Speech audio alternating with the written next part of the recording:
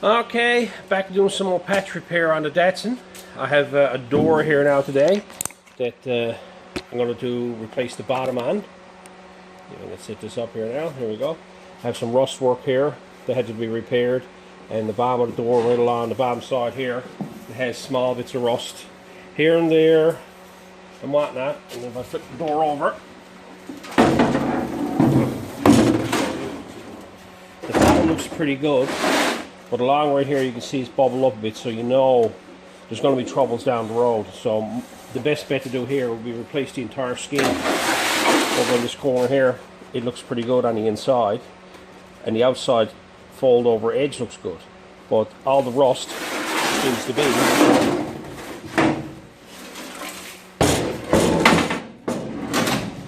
on the outer side of the door. So what I'm going to do, I'm going to end up replacing pretty well the entire bottom of this door and making up a panel for it, folding it in over and having it all done. One little trick I've learned over the years when it comes to door panels, I'm after putting a million of them on, or door bottoms and such, that is, there always seems to be one section of the door that is a right angle, right? A lot of people don't ever notice that, but it usually is. So I know for a fact that when I lay this on the square on the car, I'll know that that corner is in the right position. Usually you'll end up, it's better to mount these on the car, make the bottoms of the doors on the car so that they fit to the rockers proper. But this one here, the inner structure is really good. It's just the outer skin. So I'm going to attempt to replace the outer section of this door off the car and do all the repairs here. I know this here now is square, so I have something to go by. So I'm going to go and cut this up and see what I got, and I'll be back with the next stage. Okay, before I go any further, I'm still in the process of cutting it all up. I'm going to show you a little trick for removing the bottom piece. The problem you're going to have is after you cut it from the bottom is getting this inner lip and this outer skin let go. All I did is I took a grinder and I took it and I grinded off that lower edge there. By doing so, it separates the two inner and outer panels, and what ends up happening then is she ends up with that type of thing going on, and the outer skin is let go. And you do that right along your entire area to separate the inner lip from the outer skin. Back again, I got it all cut out. As you can see, I have a small hole right here, and all it is I just grinded it out with the die grinder and made it a little bit bigger and come back to solid metal. All I'm going to do is I'm going to plug weld that.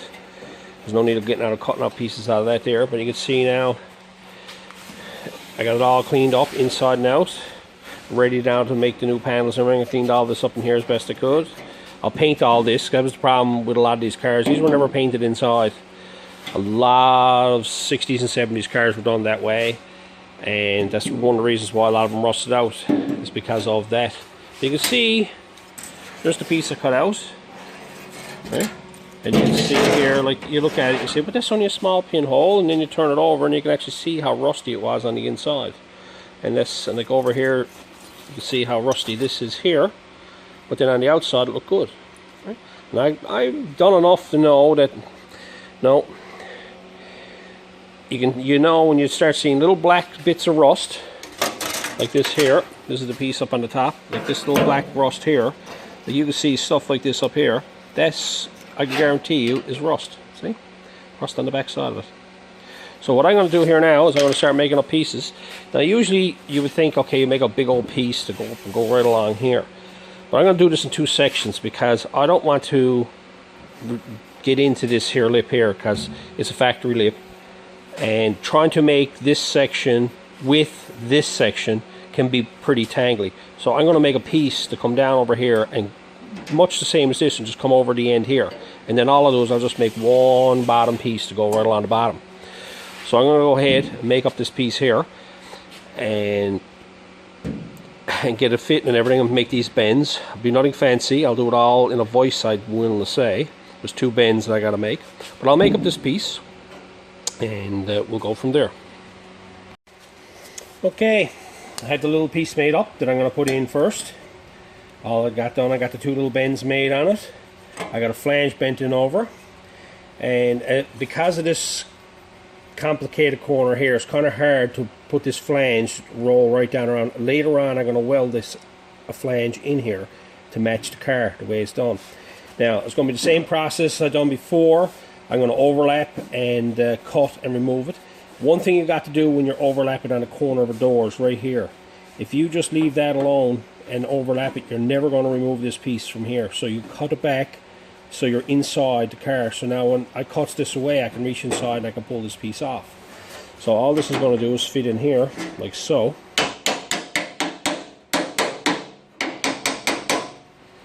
And my alignments are here good, the roll is good here. I got a nice edge coming down along here. And I'll check, I think it's off a bit, but as you can see I have, no, that's good there. Nice 90-degree edge there going down. So all I'll do now is I'll start to, I'll probably weld this corner here. And I'll cut along here and cut along here with my zip blade, like this here. What I'll do, the little trick that I do is I usually cut on a 45-degree angle this way. So that way you get to, it tightens up the gap, because you can see the thickness of the blade. That's how wide it will be if you cut it straight on. If you cut it on a bit of an angle, as such, it tightens up the two panels together. And never be afraid of going out across a panel, cutting it this way or that way. It can be welded up anyway. A lot of people rounds out corners. It's too complicated to do this process. That rounding out corners was something that, in my mind, was done years ago when they overlap patches, because this would have been hard to fill, right? Because this panel would have been overlapping this panel. If guys used to round out the edges to weld their patchwork in. But when you're butt welding something in, it's nice to have a simple little corner that you can actually work your grinder with to make it work. And then when it's all ground flat, you can't feel the edge of it anyway, so it doesn't matter. So I'm going to go ahead now, I'm going to cut this up. And I'm going to cut that up there with the camera on now. That's what I'm going to do. Get my gloves and that on. And see what I can do here. Try this out.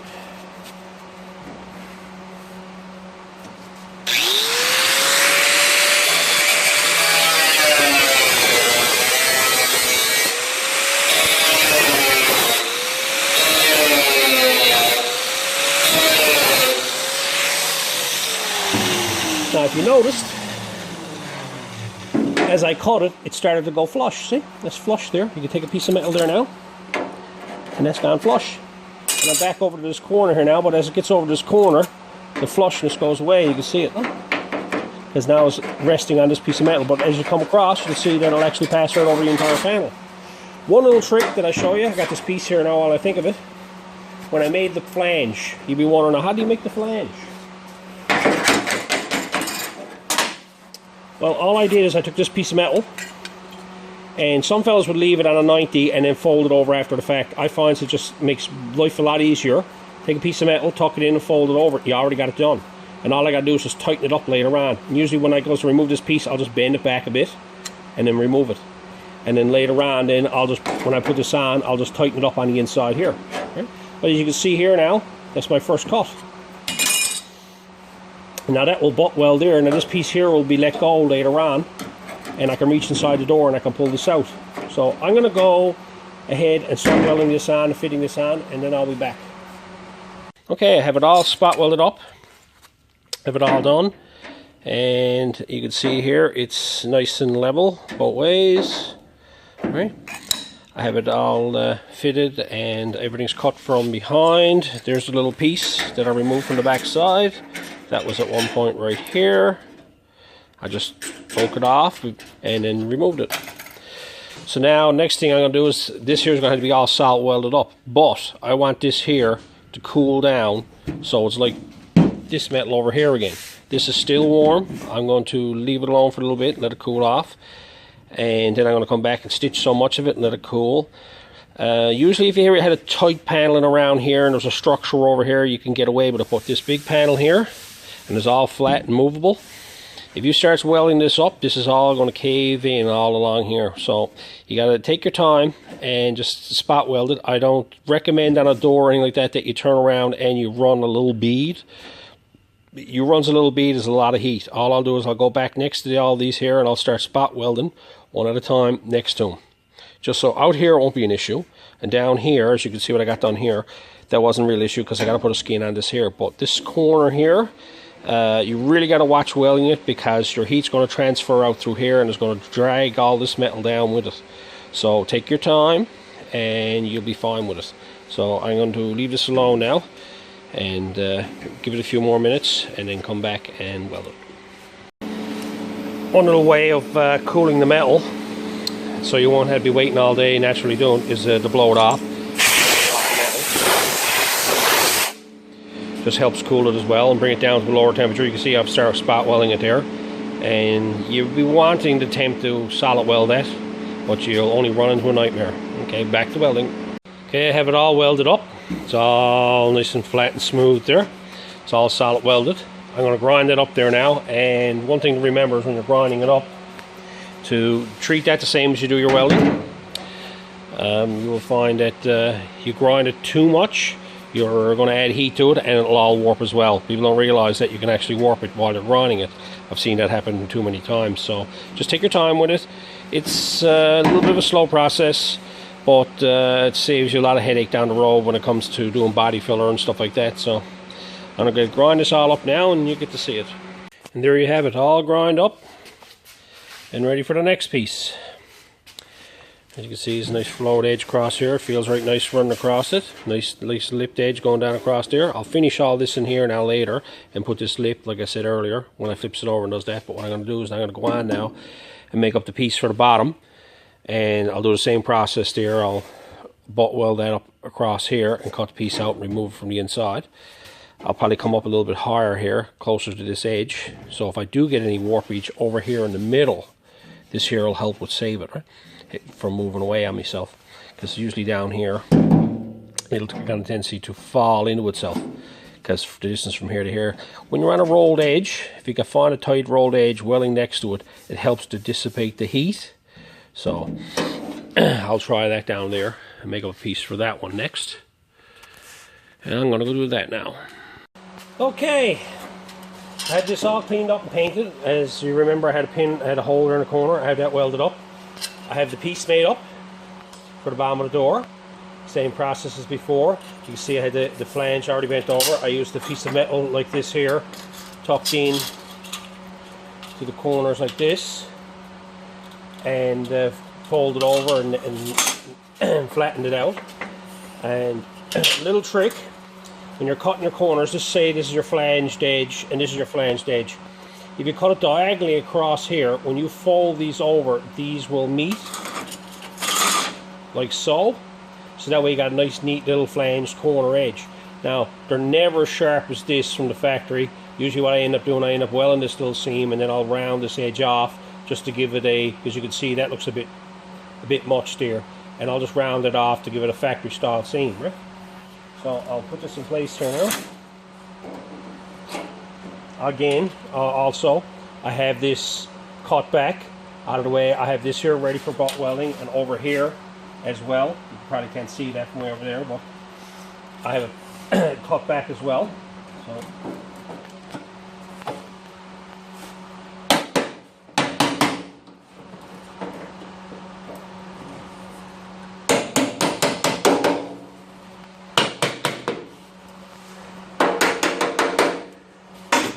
As you can see now, there's a nice edge on here, going along here and along the bottom side.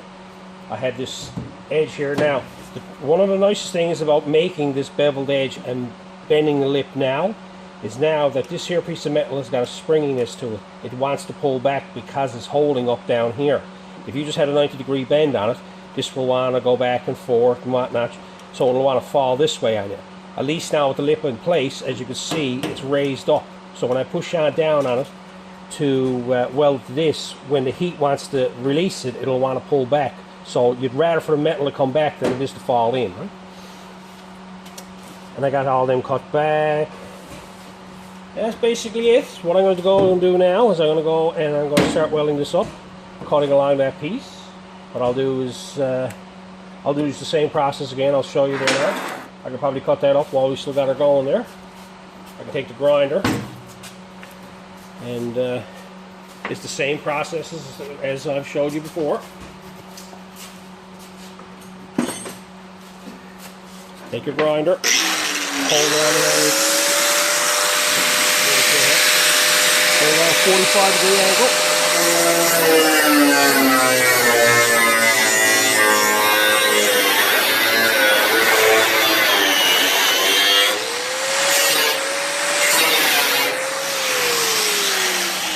Now, try not to cut it too much. Cut a bit at a time and weld it, because this metal over here will hold this metal from falling down when you put two of these together. As you can see now, it's flush mounted there and coming along here. So I'll weld all this in place, but over here, this metal is still on the door will hold it up. Having the two metals fighting against each other helps with the alignment, because if these two metals were just hanging like this here, when you start bringing them over, they'll want to fall away from you because they got nothing supporting each other, right? And both of these are supporting each other now, so that when, as I'm coming across, I'll use the support to keep the metal up flat. So I'm going to go ahead now and start welding this up and continue on across. I'll probably come to here and weld this section, and then I'll come over so far and I'll do it again. I'll show you that there now. Okay, I just remembered something else. One thing I find is when you're putting in panels like this here, it'll want to move because it's such a long panel. What you should do is you should go over and fit it, make sure it's where you want it, and just go ahead and tack it right in place to your, right, overlap it and tack it in place on the other panel. You're going to end up cutting through these welds again anyway, but this way here the panel does not move. I've always found it way better just to weld it all on solid so that it doesn't move around. Trying to hold this in place and move it around is no good, right?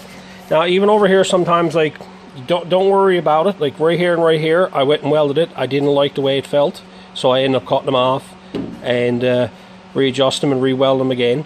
Usually I just re-weld them spots again, but I left them here so I could show you. So don't think your welds are permanent, because if you don't like the weld, then just cut it again, or better again, if you don't like your gaps, cut it again and readjust it and weld it again.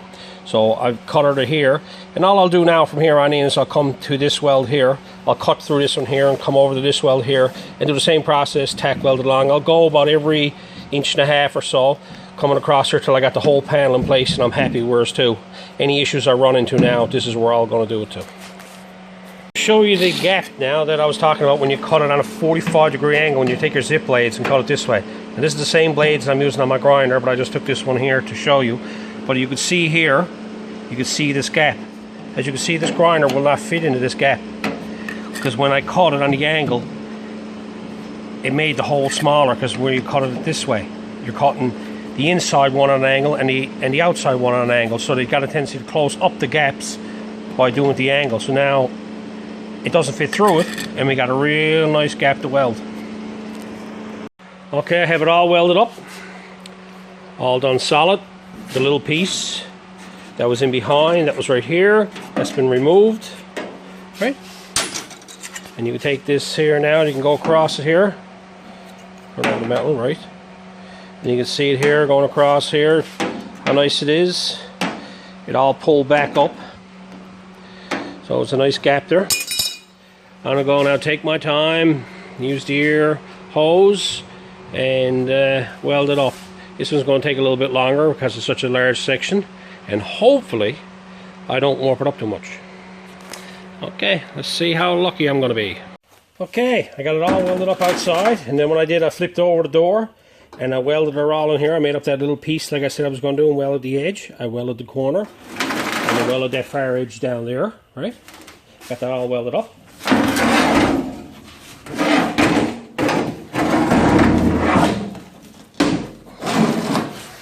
And here it is, all welded solid. I'm very pleased with it. Very little or no warpage in it. I'm going to go now and I'm going to grind all this up to finish it all off and show you the finished product. I have the door all grinded up and finished, so I'm going to show you here the inside first. See how the way the lip, and you can see where that section was. Try to see, there you go, where I made up that little piece and welded it all up, and then came down around with a little rolled edge, and you can see where I actually rounded out the corner a small bit and welded it over here and dressed it as well. You can't even tell where the original one ends and the other one starts. And that's what the inside looks like. Another better angle of that there. Going up across the edge of the door, and the corners, a nice rolled over lip. Okay, here we have the finished outside skin. All welded up and dressed. You see a nice little lip going along there, the edge, the body line. All looks good. Right. It's a nice finish. Hard to see in the lighting because we're grinding and everything. Right. But I'm very pleased with it. It came out nice. And that is a complete bottom installation. So there you have it. Another project completed. Hopefully it was helpful. The tips were good. And you understood me. Until next time.